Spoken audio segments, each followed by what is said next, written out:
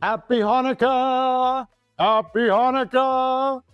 Oh, it's a great time of year. This is in the Christian tradition, the third Sunday of Advent, but it is also the first day of Hanukkah for our Jewish brothers and sisters. And the Christians and the Jewish people share tons in common. We don't have time to get into all that, but specifically the Old Testament or the Torah. Today I want to talk about the third Sunday of Advent is the Sunday of Hope. So if you were with us before, the first Sunday is peace, and it's interesting because my candle is broken, so it's symbolic there that there's peace coming out of brokenness.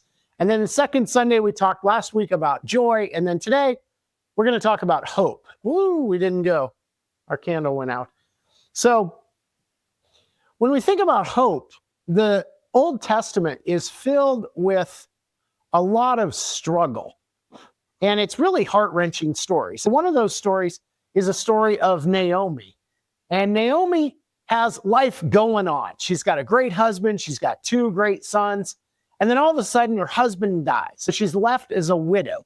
And then she loses one of her sons. And then she's obviously sad about that. And then she loses her other son. And she's left a widow, a mother who has lost her children. And she is just distraught. There is zero hope in Naomi's life. And yet, unexpectedly, she finds hope in her daughter-in-law, Ruth. And that's the whole point of this particular book of the Bible, is about this story of hope triumphing over despair. That's one story. Then there's another story from Job, where Job is this person who thinks he's done everything right, and yet bad things happen to him and keep happening to him. And he's not only frustrated with what's happening to him, he's really angry with God. And he begins to sulk and to really struggle with, what's the point in this life? Why am I here? Where is my hope? What is it rooted in? And throughout the Old Testament, the Jewish Torah, it is story after story about triumph over adversity and finding hope in those difficult times. Finding hope during the time of slavery in Egypt, or finding hope during Babylonian or Assyrian captivity. Now, one of the fallacies for humans is we put our hope into three things that will let us down: princes, principalities, and possessions. Just briefly about those. Politicians, from the beginning of time, peddle hope as a way to curry favor with you. They want your vote, so they're going to tell you hope. I was at the 1992 Democratic Convention, and they ended the convention with Bill Clinton's nomination as the presidential nominee. And he said, "And I still believe in a place called Hope." And he meant Hope, Arkansas, but it was more metaphorical and it meant something bigger. And then who can forget the Obama signs in the yard that just said Hope with that big O in the middle? President Reagan was known for Morning in America, peddling hope to the American people during the throes of the Cold War. I grew up in that era. It was a beloved time. People were optimistic. We put our hope into these leaders, but they often disappoint us. And there's no greater story in the Bible than the story of King David, who brings tremendous hope to his people, but then does some really awful things. He ends up an adulterer and a murderer and completely falls away.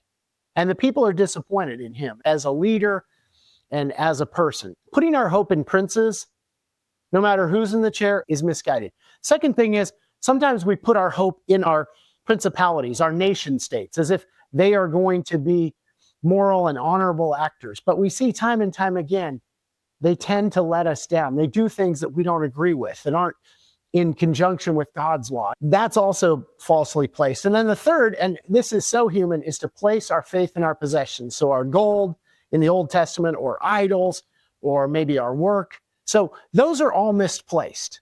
My question for you today is, where do you get your hope? Where do you find that which keeps you going? And I want to read a quick passage from the book of Job. This is the guy who's just upset with God. And he says, this is at the end of back and forth with God. He says, "For there is hope for a tree. If it is cut down, it will sprout again, and that its tender shoots will not cease. Though its roots may grow old in the earth, and its stump may die in the ground, yet at the scent of water it will bud and bring forth boughs like a plant." The point of this passage is that even when things look dark, even when things seem cut down, hopeless, dead, there is hope because there is water to bring those back to life.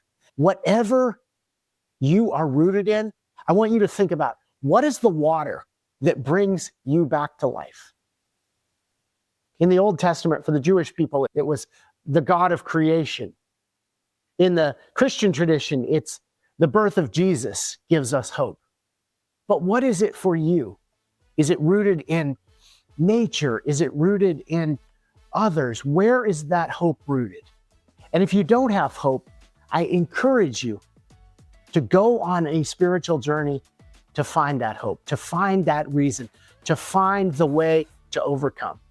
So happy Hanukkah, Merry Christmas, happy third Sunday of Advent, and I hope you find your hope this Christmas season. Thanks for joining me today on the Super Pumped Life podcast.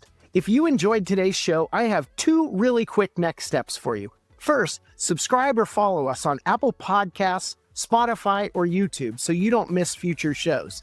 And second, jump on over to superpump.com where there are all kinds of great tips and tools for you to launch your Super Pumped life. Keep well, and I'll see you next time.